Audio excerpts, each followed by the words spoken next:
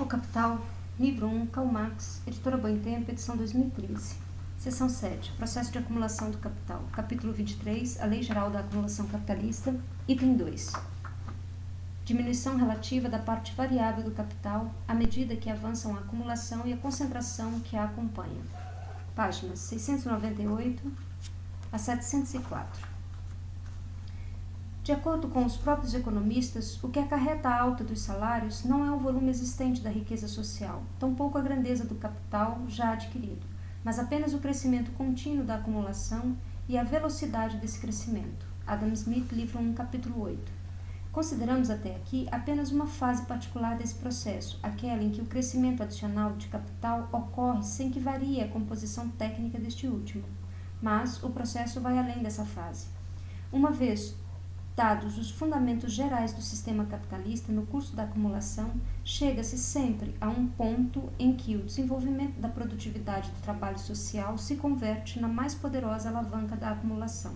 Cita: a mesma causa que eleva os salários, diz Adam Smith, ou seja, o aumento do capital, tende a incrementar as capacidades produtivas do trabalho e permite que uma quantidade menor de trabalho produza uma quantidade maior de produtos. Fim da citação, nota do tradutor.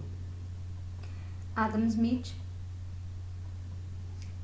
Edinburgh, 1767, tomo 1, página 142, nota New. Abstraindo-se das condições naturais, como fertilidade do solo, etc., e da destreza de produtos que trabalham independente e isoladamente, que, no entanto, evidencia-se mais qualitativa do que quantitativamente, mais na excelência do produto do que na sua massa, o grau social de produtividade do trabalho se expressa no volume relativo dos meios de produção que um trabalhador transforma em produto durante um tempo dado, com a mesma tensão da força de trabalho. A massa dos meios de produção com que ele opera aumenta com a produtividade de seu trabalho. Esses meios de produção desempenham nisso um papel duplo. O crescimento de uns é consequência e de outros é condição da produtividade crescente do trabalho. Por exemplo, com a divisão manufatureira do trabalho e o emprego da maquinaria, mais matéria-prima é processada no mesmo espaço de tempo e, portanto, uma massa maior de matéria-prima e de materiais auxiliares ou de matérias auxiliares ingressa no processo de trabalho. Essa é a consequência da produtividade crescente do trabalho. Por outro lado, a massa da maquinaria empregada nos animais de trabalho, do adubo mineral, das tubulações de drenagem, etc., é condição da produtividade crescente do trabalho. Também o é a massa dos meios de produção concentradas em prédios, altos fornos, meios de transporte, etc., seja ele condição ou consequência do volume crescente dos meios de produção em comparação com a força de trabalho nele incorporada. Expressa a produtividade crescente do trabalho. O aumento desta última aparece, portanto, na diminuição da massa de trabalho proporcionalmente à massa de meios de produção que ela movimenta ou na diminuição do fator subjetivo do processo de trabalho em comparação com seus fatores objetivos. Essa alteração da composição técnica do capital, o aumento da massa dos meios de produção comparada à massa da força de trabalho que a põe em atividade, reflete-se na composição de valor do capital, no aumento dos componentes constantes do valor do capital à custa de seu componente variável. Se de um lado dado capital, por exemplo, calculando-se percentualmente, investia-se originalmente 50% em meios de produção e 50% em meios de trabalho, posteriormente, com o desenvolvimento do grau de produtividade do trabalho, investem-se 80% em meios de produção e 20% em força de trabalho, etc. Essa lei do aumento crescente da parte constante do capital em relação à sua parte variável é corroborada a cada passo, como já exposto, pela análise comparativa dos preços das mercadorias, comparando-se diferentes épocas econômicas de uma única nação ou nações diferentes numa mesma época, enquanto a grandeza relativa do elemento de preço, que representa apenas o valor dos meios de produção consumidos, ou seja, a parte constante do capital, está ou estará na razão direta à grandeza relativa do outro elemento do preço, que representa a parte que paga o trabalho ou a parte variável do capital, estará na razão inversa do progresso da acumulação. No entanto, A diminuição da parte variável do capital em relação à parte constante ou a composição modificada do valor do capital indica apenas aproximadamente a mudança na composição de seus componentes materiais. Se hoje, por exemplo, 7/8 do valor do capital investido na fiação é constante e 1/8 variável, ao passo que no começo do século XVIII essa proporção era de meio constante e meio variável, isso significa que, ao contrário, a massa de matéria-prima, meios de trabalho, etc., hoje consumida por uma determinada quantidade de trabalho, é muitas centenas de vezes maior do que no começo do século XVIII. A razão disso é simplesmente que, com a crescente produtividade do trabalho, não só aumenta o volume dos meios de produção por ele utilizados, mas o valor deles diminui em comparação com seu volume. Seu valor aumenta, portanto, de modo absoluto, mas não proporcionalmente a seu volume. O aumento da diferença entre capital constante e capital variável é, por conseguinte, muito menor do que a diferença entre a massa dos meios de produção e a massa da força de trabalho, em que são convertidos, respectivamente, o capital constante e o variável. A primeira diferença aumenta com a última, mas em grau menor. Além disso, ainda que o progresso da acumulação diminua a grandeza relativa da parte variável do capital, ele não exclui de modo algum, com isso, o aumento de sua grandeza absoluta. Suponha que o valor de um capital se decompõe inicialmente em 50% de capital constante e 50% de variável, e posteriormente em 80% de capital constante e 20% de variável. Se nesse ínterim o capital original, digamos, 6.000 libras, aumentou para 18.000, seu componente variável também terá aumentado 1/5. De suas 3.000 libras anteriores, ela chega agora a 3.600 libras. Mas, se antes teria bastado um crescimento de 20% do capital para aumentar a demanda de trabalho em 20%, agora isso requer a triplicação do capital original.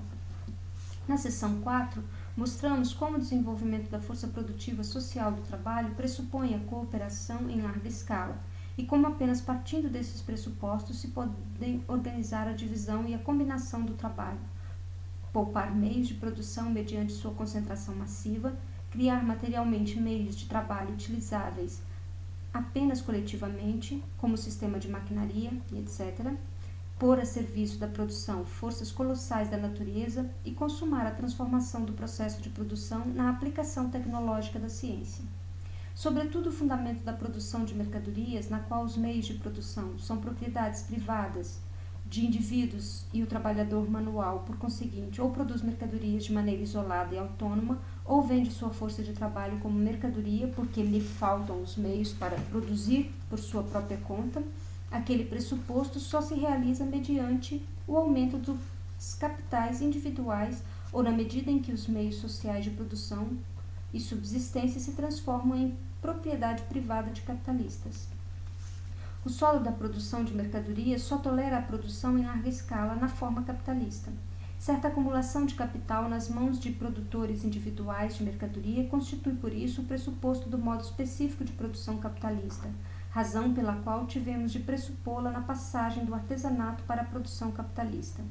Podemos chamá-la de acumulação primitiva, pois, em vez de resultado, ela é o fundamento histórico da produção especificamente capitalista. De que modo ela surge é algo que ainda não precisamos examinar aqui. Basta dizer que ela constitui o ponto de partida.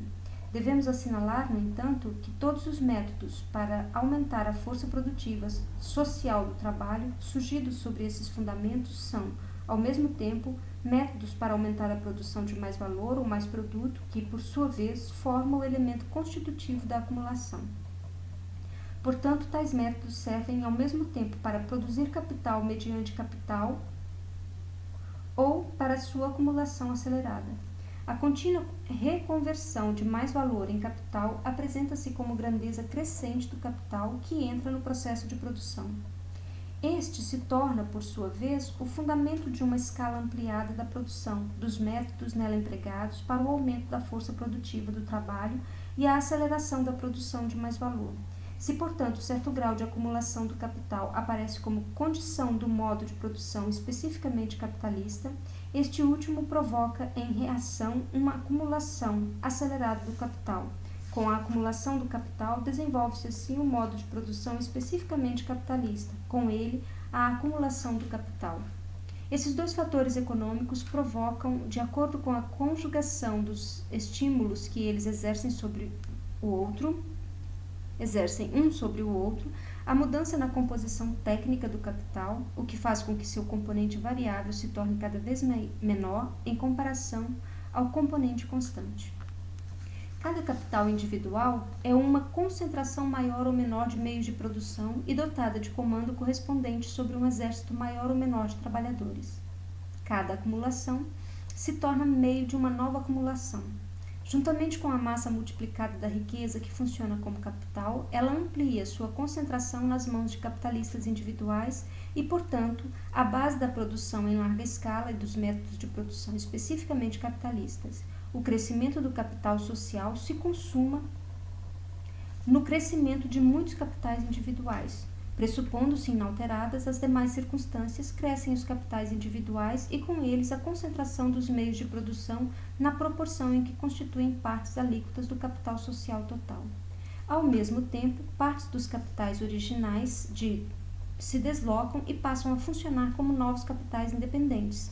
Nisso, desempenham um grande papel, com outros fatores, a divisão do patrimônio das famílias capitalistas. Portanto, com a acumulação do capital, aumenta em maior ou menor proporção o número dos capitalistas. Dois pontos caracterizam esse tipo de concentração que repousa diretamente sobre a acumulação, ou antes, é idêntica a ela.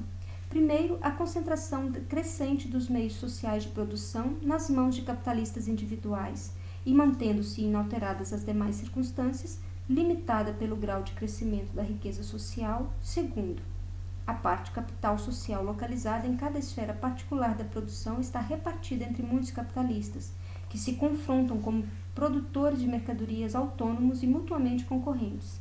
Portanto, a acumulação e a concentração que a acompanha estão não apenas fragmentadas em muitos pontos, mas o crescimento dos capitais em funcionamento é atravessado pela formação de novos capitais e pela cisão de capitais antigos.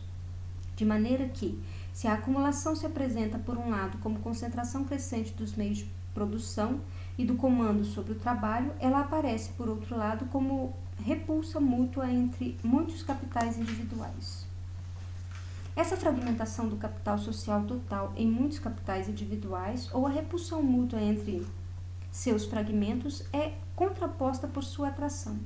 Essa já não é concentração simples, idêntica à acumulação de meios de produção e de comando sobre o trabalho. É concentração de capitais já constituídos, supressão de sua independência individual, expropriação de capitalista por capitalista, conversão de muitos capitais menores em poucos capitais maiores.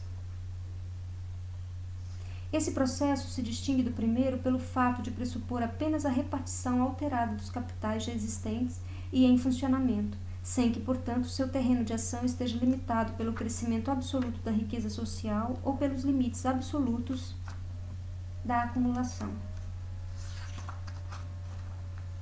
Se aqui o capital cresce nas mãos de um homem até atingir grandes massas, é porque acolá ele se perde nas mãos de muitos outros homens. Trata-se da centralização propriamente dita, que se distingue da acumulação e da concentração. As leis dessa centralização dos capitais ou da atração do capital pelo capital não podem ser desenvolvidas aqui. Bastará uma breve indicação dos fatos. A luta concorrencial é travada por meio do barateamento das mercadorias. O baixo preço das mercadorias depende, caeteris paribus, da produtividade do trabalho, mas esta, por sua vez, depende da escala da produção. Os capitais maiores derrotam, portanto, os menores. Recordemos, ademais, que com o desenvolvimento do modo de produção capitalista, cresce o volume mínimo do capital individual requerido para produzir ou conduzir um negócio sob condições normais.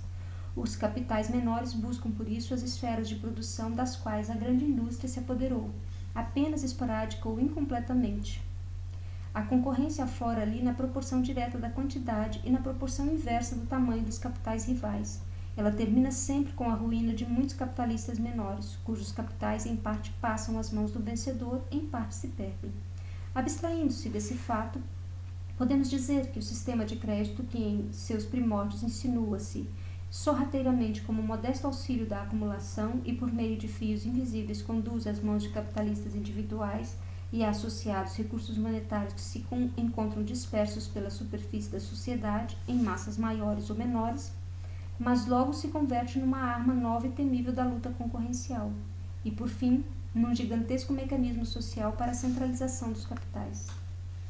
Na mesma medida em que se desenvolvem a produção e a acumulação capitalistas, desenvolvem-se também a concorrência e o crédito, as duas alavancas mais poderosas da centralização.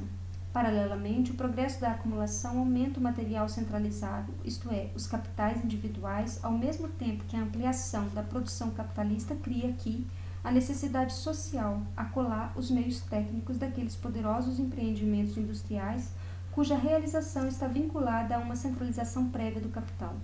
Hoje, portanto, a força de atração mútua dos capitais individuais e a tendência à centralização são mais fortes do que qualquer época anterior. Mas, mesmo que a expansão relativa e a energia do movimento centralizador sejam determinadas até certo ponto pelo volume já alcançado pela riqueza capitalista e pela superioridade do mecanismo econômico, de modo nenhum o progresso da centralização depende do crescimento positivo do volume do capital social. E é essencialmente isso que distingue a centralização da concentração, que não é mais do que outra expressão para a reprodução em escala ampliada. A centralização é possível por meio da mera alteração na distribuição de capitais já existentes, da simples modificação do agrupamento quantitativo dos componentes do capital social. Se aqui o capital pode crescer nas mãos de um homem até formar massas grandiosas, é porque acolá ele é retirado das mãos de muitos homens. Num dado ramo de negócios, a centralização teria alcançado seu limite último, quando todos os capitais aí aplicados fossem fundidos num único capital individual. Nota 77b. Nota a quarta edição. Os mais recentes trusts ingleses e americanos já apontam para esse objetivo, procurando unificar uma grande sociedade por ações dotada de um monopólio efetivo, ao menos todas as grandes empresas ativas num ramo de negócios. Friedrich Engels. Numa dada sociedade, esse limite seria alcançado no instante em que o capital social total estivesse reunido nas mãos, seja de um único capitalista, seja de uma única sociedade de capitalistas. A centralização complementa a obra da acumulação, colocando os capitalistas industriais em condições de ampliar a escala de suas operações.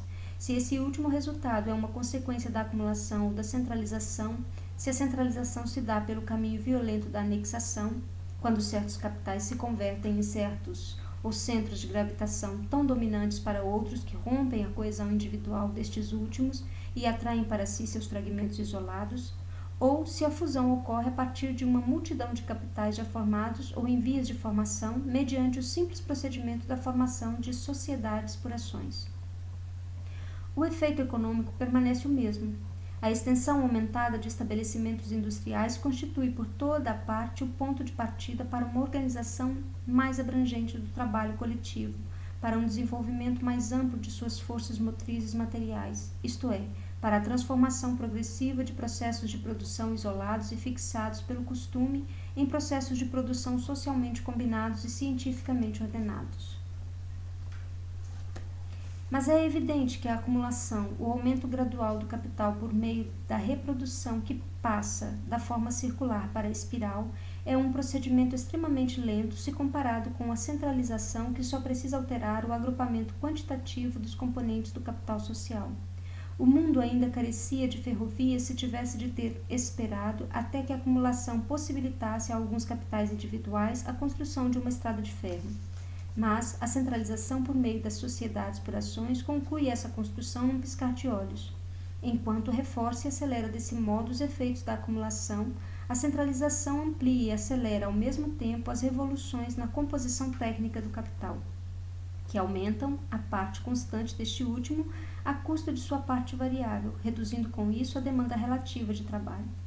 As massas de capital fundidas entre si, da noite para o dia, por obra da centralização, se reproduzem e multiplicam como as outras, só que mais rapidamente, convertendo-se com isso em novas e poderosas alavancas da acumulação social. Por isso, quando se fala do progresso da acumulação social, nisso se incluem hoje tacitamente os efeitos da centralização. Os capitais adicionais formados no decorrer da acumulação normal, ver capítulo 22, item 1, servem referencialmente como veículos para a exploração de novos inventos e descobertas ou aperfeiçoamentos industriais em geral. Com o tempo, porém, também o velho capital chega ao momento em que se renova da cabeça aos pés, troca de pele, renasce na configuração técnica aperfeiçoada, em que uma massa menor de trabalho basta para pôr em movimento uma massa maior de maquinaria e matérias-primas. Evidentemente, o decréscimo absoluto da demanda de trabalho, que decorre necessariamente daí, torna-se tanto maior quanto mais estejam acumulados, graças ao movimento centralizador, os capitais submetidos a esse processo de renovação. Por um lado, o capital adicional formado no decorrer da acumulação atrai proporcionalmente a seu volume cada vez menos trabalhadores. Por outro lado, o velho capital, reproduzido periodicamente numa nova composição, repele cada vez mais trabalhadores que ele anteriormente ocupava.